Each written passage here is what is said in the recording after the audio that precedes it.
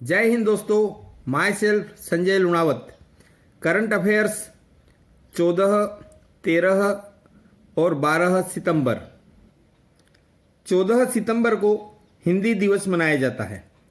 14 सितंबर 1949 को संविधान सभा ने हिंदी को राजभाषा का दर्जा दिया था। संविधान के भाग 17 के अध्याय 17वां भाग है, उसके अनुच्छेद 343(1) के अनुसार संघ की राजभाषा हिंदी और लिपि देवनागरी है। अगर कभी आपसे पूछे कि हिंदी को राजभाषा का दर्जा कब दिया गया था, 14 सितंबर 1949, यह संविधान के कौन से भाग में प्रावधान है? तो अगर भाग पूछे तो 17 और अनुच्छेद पूछे तो 343(1). अब लिपि कौन सी है? तो देवनागरी। महात्मा गांधी ने 1918 में साहित्य सम्मेलन में कहा था कि हिंदी जनमानस की भाषा है, इसे राष्ट्रभाषा बनाया जाए। हिंदी भाषा के लिए जबलपुर के एक व्यक्तित्व है ब्योहार राजेंद्र सिंह। उन्होंने हिंदी को देश की राजभाषा बनाने में योगदान दिया। उनके 50वें जन्मदिन पर 1949 में हिंदी को राजभाषा के रूप में स्वीकार किया गया। हिंदी से संबंधित आपकी स्क्रीन पर जो कटिंग दिख रही है उसे मैंने पहले भी शेयर किया है। देखिए, 50 देशों में पढ़ी जाती है हिंदी भाषा। चौथे नंबर पर है दुनिया में हिंदी भाषा। और इसमें इंपॉर्टेंट फैक्ट देख लीजिए, हमारे देश की 44% आबादी हिंदी बोलती है। देखिए, मैं हमेशा बताता रहा हूं कि यह क्लास राजस्थान गवर्नमेंट की सरकारी भर्तियों के लिए इंपॉर्टेंट है।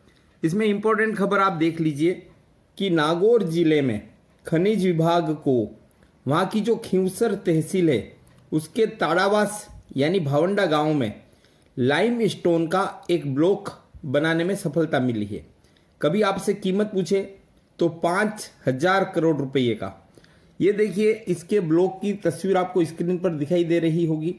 इस ब्लॉक की लंबाई है 4.23 वर्ग किलोमीटर। इसमें कैल्शियम ऑक्साइड का प्रतिशत है 48%। इस वजह से गुणवत्ता के मामले में इसे ए ग्रेड का माना जाता है। इस ब्लॉक का वजन 200 मिलियन टन से भी ज़्यादा है। अब यहाँ पर एक और इम्पोर्टेंट चीज़ क्या है कि खनिज विभाग का जो मुख्यालय है वह उदयपुर में स्थित है। राजस्थान से ही अन्य इम्पोर्टेंट खबर, स्क्रीन पर इस चित्र को आप पहचानते ही होंगे। जी हाँ, ये है शेन वॉर्न। राजस्थान रॉयल्स को अपनी कप्तानी में आईपीएल इंडियन प्रीमियर लीग की चैंपियनशिप जिताने वाले टीम के पूर्व खिलाड़ी रहे हैं और ऑस्ट्रेलिया के लेग स्पिनर माने जाते हैं। ये लगातार दूसरे साल राजस्थान के मेंटर और ब्रांड एम्बेसडर बने हैं। आपको इनका एक बहुचर्चित कथन याद होगा जब शेन वॉर्न कहा करते थे कि मुझे सपने में भी सचिन तेंदुलकर अपनी गेंदों पर शॉट लगाते हुए दिखाई देते और मेरी नींदें उड़ जाती हैं। राजस्थान की झीलों की नगरी और पूर्व का वेनिस। उदयपुर से एक और खबर, उदयपुर संभाग के जंगलों में वन विभाग ने ड्रोन के जरिए सीड बॉल डालकर पौधारोपण की नई तकनीक यह लागू की है। कृषि एवं बागवानी विशेषज्ञ बताते हैं कि जंगलों में परंपरागत पौधे लगाने की बजाय फलदार पौधों के बीज बोया जाना ज़्यादा बेहतर होगा। यहाँ पर एक और आपके क्वेश्चन बनता है कि राजस्थान में सीडबॉल का पहला प्रयोग किसने किया था? शुष्क वन अनुसंधान संस्थान आफरी। एक और क्वेश्चन कि इसका हेडक्वार्टर कहाँ है आफरी का? तो जोधपुर में। वहाँ पर जंगली सब्जियों के पेड़ पौधे उगाकर वन खड़ा कर दिया था। वहाँ पंचकुटा के पेड़ लगाए गए। अब ये भी एक क्वेश्चन है कि पंचकुटा में कौन सी 5 तरह की जंगली फल और सब्जियां शामिल होती है? तो एक तो खेजड़ी, आपको पता हो राजस्थान का राज्य वृक्ष है, प्रोसेपिस सिनेरेरिया। और दूसरे है नंबर केर, फिर है कुमट, कसोड़ा और अमचूर, यह उगाए गए। पंचकुटे में वो जो फल और सब्जियां मिश्रित है ना, इनकी न्यूट्रिशन वैल्यू बहुत ज़्यादा है। अब ये सीड बॉल क्या है? सीड बॉल ऑर्गेनिक मैटर यानी जैविक पदार्थ से बनी है, जिसमें मौजूद बीज जमीन पर गिरने के बाद उसकी सतह से और मिट्टी की नमी से पानी अपने अंदर खींच लेते हैं। उस सीड बॉल में पोषण पहले से ही मौजूद होता है। जैसे ही उपयुक्त मौसम होता है तो ये बीज अंकुरित होकर जमीन पर पकड़ बना लेते हैं और फिर वह पौधा और पेड़ का रूप धारण कर लेते हैं। एक और important question, national digital health mission के क्या लाभ हैं? एक हेल्थ आईडी मिलेगी। इस आईडी में आपका पर्सनल हेल्थ केयर रिकॉर्ड रहेगा, डॉक्टर की सुविधा मिलेगी, आपकी हेल्थ फैसिलिटी रजिस्टर की जाएगी और टेलीमेडिसिन की सुविधा मिलेगी। नेक्स्ट, लंबे समय से बीमार चल रहे सामाजिक कार्यकर्ता स्वामी अग्निवेश का निधन हो गया है। परीक्षा में प्रश्न आ सकता है कि हाल ही में किस सामाजिक कार्यकर्ता का निधन हुआ, तो ऑप्शन में स्वामी अग्निवेश हो तो आप अवश्य देखिएगा। एक संस्था है ABC, कभी आपसे उसका फुल फॉर्म भी पूछी जा सकती है, ऑडिट ब्यूरो ऑफ सर्कुलेशन। अभी उसका चेयरमैन किसे चुना गया है, तो याद रखिए देवेंद्र दरड़ा। अब देवेंद्र दरड़ा किस समूह से बिलोंग करते हैं, तो लोकमत मीडिया समूह के मैनेजिंग डायरेक्टर हैं। नेक्स्ट, क्षेत्रफल और हर लिहाज से एक बहुत छोटा सा देश है दक्षिण कोरिया, और मोबाइल में अभी वहाँ की एक कंपनी है सैमसंग जो पूरी दुनिया में छाई हुई है और भारत में भी एक बहुत बड़ा मार्केट लेके चल रही है। तो दक्षिणी कोरिया का ताइक्यू गांव है, वहाँ पर जन्मे है ली कुन। याद रखिए सैमसंग ग्रुप के चेयरमैन कौन है, ली कुन। शुरुआत में आपको आश्चर्य हो गया जानकर कि शुरुआत में यह कंपनी फल और सब्जियां बेचती थी।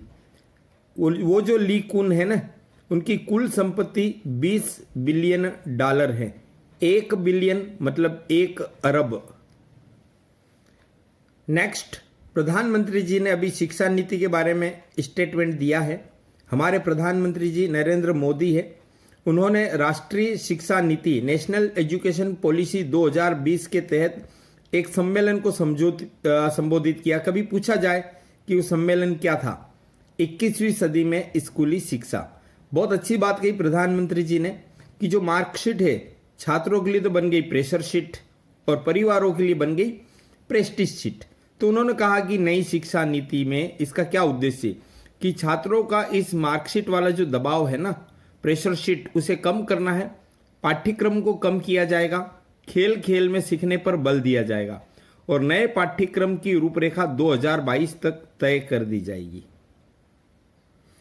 नेक्स्ट, एक समिति है कार्मिक लोक शिकायत विधि व न्याय संबंधी संसदीय स्थायी समिति। फिर से सुन लीजिए, कार्मिक लोक शिकायत विधि व न्याय संबंधी संसदीय स्थायी समिति। इसके अध्यक्ष हैं भूपेंद्र यादव। इस समिति ने अभी अपनी स्टेटमेंट दिया है, रिपोर्ट सौंपी है कि डिजिटल न्याय अपेक्षाकृत सस्ता व तेज होता है। यह स्थान संबंधी और आर्थिक बाधाओं को भी दूर करता है। इन्होंने अपनी रिपोर्ट सौंपी है कि कोरोना महामारी समाप्त होने के बाद भी डिजिटल माध्यम से मामलों की सुनवाई जारी रहनी चाहिए। अपनी रिपोर्ट इन्होंने राज्यसभा के सभापति एम वेंकैया नायडू को सौंपी। याद रखिए, जो भारत के उपराष्ट्रपति होते हैं वह पदेन राज्यसभा के सभापति होते हैं। आपकी स्क्रीन पर अंतरिक्ष, चंद्रमा और वहाँ की सतह वगैरह दिखाई दे रही है, वहाँ पर जो सैटेलाइट जो भेजे गए हैं देख लीजिए। बहुत इंपॉर्टेंट खबर है, अमेरिका की अंतरिक्ष एजेंसी है नासा, NASA, फुल फॉर्म है national aeronautics and space administration. यह संस्था अब रिसर्च के लिए निजी कंपनियों से चंद्रमा की चट्टानें और धूल खरीद रही है। नासा ने यह घोषणा क्यों की? क्योंकि उसका एक प्रोजेक्ट है आर्टेमिस प्रोजेक्ट, जिसका मकसद है चंद्रमा के आसपास स्थायी उपस्थिति तय करना और इससे प्राप्त जानकारी के आधार पर मंगल ग्रह पर जाना, जहां मौजूद संसाधनों के इस्तेमाल में सक्षम होने की अंतरिक्ष यात्रियों को जरूरत पड़ेगी। अक्सर स्टूडेंट्स को एक कन्फ्यूजन होता है, तो मैंने छोटी सी कटिंग न्यूज़पेपर से निकाली है कि मीजल्स, उस बीमारी को आम पब्लिक छोटी माता के नाम से जानती है और चेचक को बड़ी माता कहा जाता है। आपकी स्क्रीन पर ये जो शख्स दिखाई दे रहे हैं, अभी याद रखिए कि भारत चीन सीमा विवाद के चलते इनकी देशभक्ति में बहुत बड़ा योगदान रहा है। यह है कर्नल रणबीर सिंह जम्वाल। 3 बार एवरेस्ट फतेह कर चुके हैं और दुनिया की सबसे ऊंची 7 चोटियों को छूने वाले इकलौते भारतीय हैं।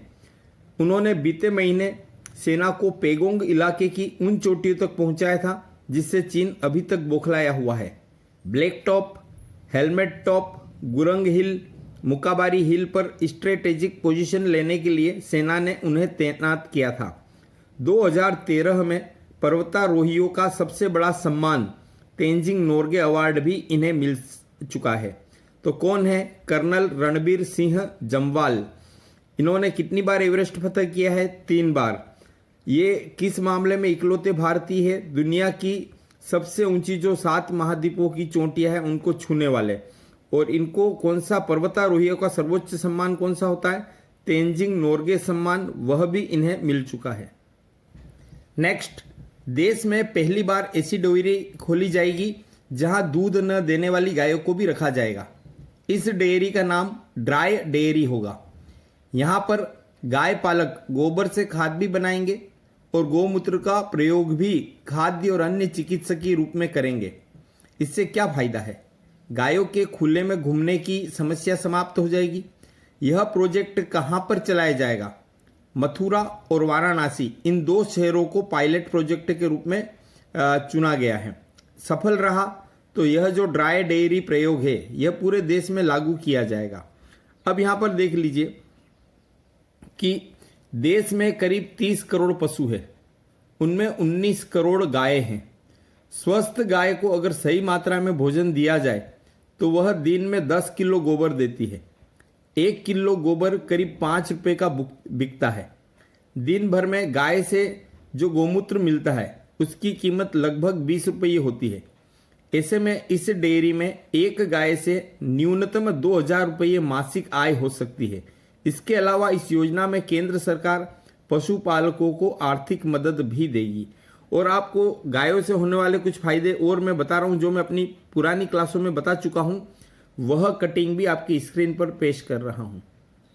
पहले की क्लास में बताया था कि उत्तर प्रदेश में कुपोषण से निपटने के लिए सरकार कुपोषित परिवारों को गाय बांटेगी, क्योंकि गाय के दूध से कुपोषित बच्चे और उनकी माओं को अच्छा पोषण मिलेगा और गोवंश पालन से गरीब परिवारों की आर्थिक स्थिति भी सुधरेगी।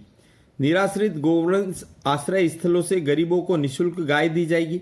चारे के लिए प्रति माह प्रति गोवंश 900 रुपये दिए जाएंगे। उत्तर प्रदेश का जो स्टेट न्यूट्रिशन मिशन है उसकी रिपोर्ट के अनुसार उत्तर प्रदेश में हर रोज 650 बच्चों की मौत कुपोषण से होती है। इसी प्रकार गाय से होने वाला अन्य फायदा जो राजस्थान की एग्जाम के लिए भी इम्पोर्टेंट है कि पशुओं की आंत में जो पाचन क्रिया होती है और गोबर होता है, उस गोबर के अवायवीय पाचन से मीथेन गैस बनती है और यह यद्यपि ओजोन लेयर को नुकसान पहुंचाती है, लेकिन यह मीथेन गैस सीएनजी का एक बहुत बड़ा कंटेंट होता है। गोबर गैस और बायोगैस का 65% भाग मीथेन गैस का होता है। अब इस मीथेन को एकत्रित करके कार्बन डाइऑक्साइड में कन्वर्ट करें तो ऊर्जा भी अर्जित हो सकती है। यह प्रयोग उदयपुर जिले के नवानिया में हो रहा है।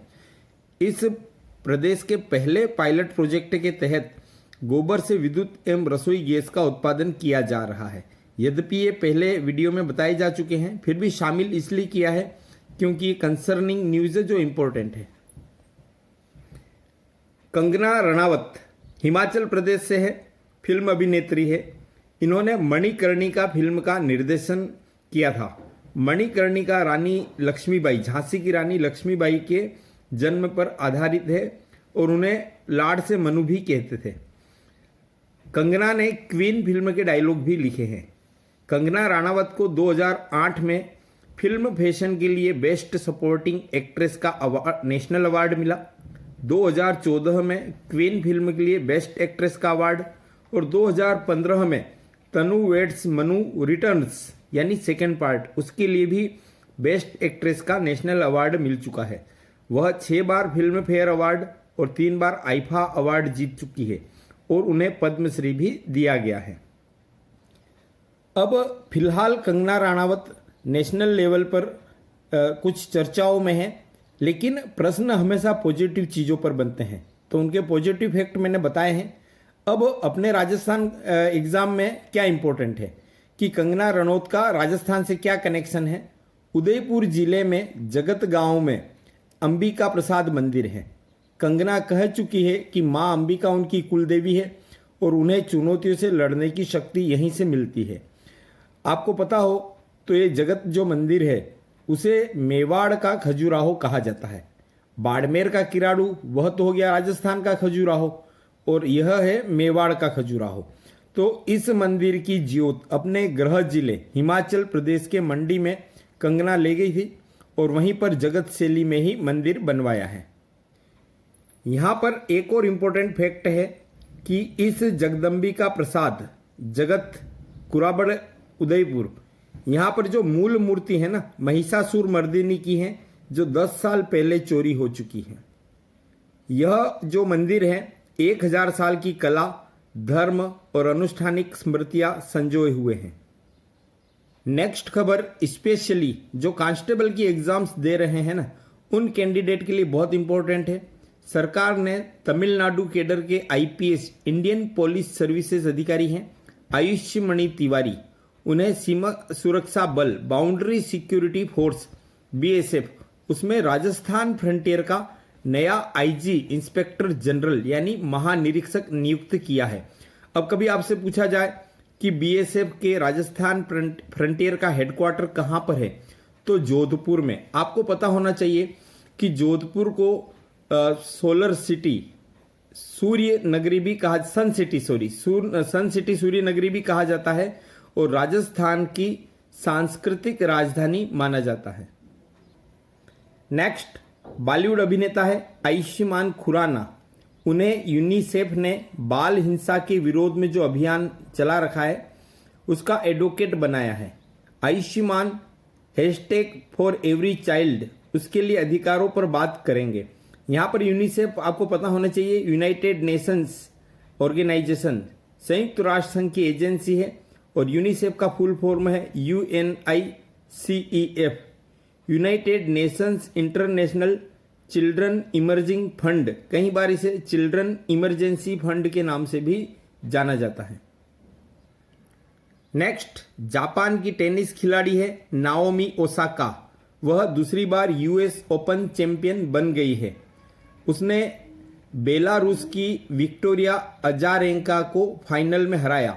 आजकल परीक्षा में क्वेश्चन ऐसे आते हैं कि भाई ये खिलाड़ी चैंपियन बनी है, बताइए इन्होंने फाइनल में किसको हराया। तो आप इस नजरिए से भी याद रखिए ये जो जापान की नाओमी ओसाका है उसके कैरियर का तीसरा ग्रैंड स्लैम टाइटल है। उन्होंने 2018 में यूएस ओपन, याद रखिए यूएस ओपन अमेरिका में होता है न्यूयॉर्क में, और 2019 में ऑस्ट्रेलियन ओपन भी जीता था। इस जीत से ओसाका को 22 करोड़ 5 लाख रुपए की प्राइज मनी और 2000 रैंकिंग पॉइंट भी मिलेंगे। आपको पता होना चाहिए कि खेल में कितना रुपया मिलता है। बात लॉन टेनिस की हो रही है और आपको पता होना चाहिए कि इसमें जो पहला ग्रैंड स्लैम होता है वह ऑस्ट्रेलियन ओपन होता है और अंतिम जो होता है वह अमेरिकन ओपन चैंपियनशिप होती है। केंद्रीय स्वास्थ्य मंत्रालय ने हाल ही में कोरोना से संघर्ष के लिए, कोरोना पर विजय पाने के लिए एक स्वास्थ्य प्रोटोकॉल जारी किया है। उसमें देख लीजिए, वैसे बातें आप सभी जानते हैं, व्यक्तिगत स्तर पर क्या सावधानियां रखनी है। मास्क पहने, हैंड सैनिटाइजर का उपयोग करें और शारीरिक दूरी बनाए रखिए। गर्म पानी पीना है आपको, आयुर्वेदिक दवाइयाँ लेवें, घर का कामकाज करें, रोज योग और प्राणायाम करें, सांस से संबंधित व्यायाम ज़्यादा करें, सुबह शाम सैर करें, ताज़ा पका हुआ खाना खाएं, पर्याप्त नींद व आराम करें। लेकिन याद रखिए ये भी कहा है घर का कामकाज करें। आराम करने का मतलब ये नहीं कि आप मस्ती से पड़े रहें। धूम्रपान और शराब ना लें, गला सूखे तो गरारे करें या गर्म पानी की भाप लें। नेक्स्ट, देश के सबसे अमीर शख्स कौन है? मुकेश अंबानी। उनकी कंपनी कौन सी है? रिलायंस रिटेल। उसने फ्यूचर ग्रुप के रिटेल बिजनेस को खरीदा। अभी जो फ्यूचर ग्रुप है इसके संस्थापक कौन है? किशोर बियाणी। जब जियो और फेसबुक की डील हुई तो दुनिया के सबसे अमीर आदमी जेफ बेजोस है, उनकी कंपनी का क्या नाम है? अमेजन। उन्होंने स्थानीय दुकानदारों को जोड़ने का नया कार्यक्रम लॉन्च किया है। मेट्रो कैश एंड कैरी, उसके अनुसार देश में फूड और किराना का करीब 50 लाख करोड़ रुपये यानी 700 अरब डॉलर का ये बाजार है, मार्केट है। अब यहाँ पर देख लीजिए, इस मार्केट पर 90% कब्जा स्थानीय दुकानदारों का ही है। अब इस पर नजर पड़ी है बड़ी कंपनियों की। तो यहाँ पर देख लीजिए, एक और है, अच्छा क्वेश्चन है। जियो फेसबुक डील के अगले दिन ही अमेजन ने कार्यक्रम शुरू किया। कभी पूछे कौन सा कार्यक्रम? Local shops on Amazon. अब इसमें छोटे दुकानदार अपने उत्पाद को, अपने प्रोडक्ट को अमेजोन पर लिस्ट कर सकते हैं। यहीं पर देख लीजिए, दुनिया की सबसे बड़ी रिटेल कंपनी कौन सी है? वॉलमार्ट। तो वॉलमार्ट ने फ्लिपकार्ट के जरिए स्थानीय किराना स्टोर से टाई अप कर रही है। फिर देख लीजिए कि फेसबुक ने रिलायंस जियो की 9.9% हिस्सेदारी खरीदी। कभी आपसे पूछे क्वेश्चन, फेसबुक ने किस भारतीय कंपनी की हिस्सेदारी खरीदी है? तो रिलायंस जियो की। अब इस डील के बाद ग्राहक जियो मार्ट और व्हाट्सएप की मदद से ज़्यादा बेहतर खरीदारी कर पाएंगे। जियो मार्ट पर छोटे दुकानदार अपना रजिस्ट्रेशन करवाकर ऑनलाइन सामान बेच सकेंगे। अब कभी आपसे पूछे कि मेट्रो कैश एंड कैरी यह कंपनी किस देश की है? जर्मनी की है। वह भारत में 27 होलसेल स्टोर चला रही है और यहाँ से 8 लाख छोटे बड़े दुकानदार थोक में सामान खरीद रहे हैं। फ्रेंड्स, हमेशा याद रखिए, 2 गज की दूरी, मास्क है जरूरी। धन्यवाद। जय हिंद।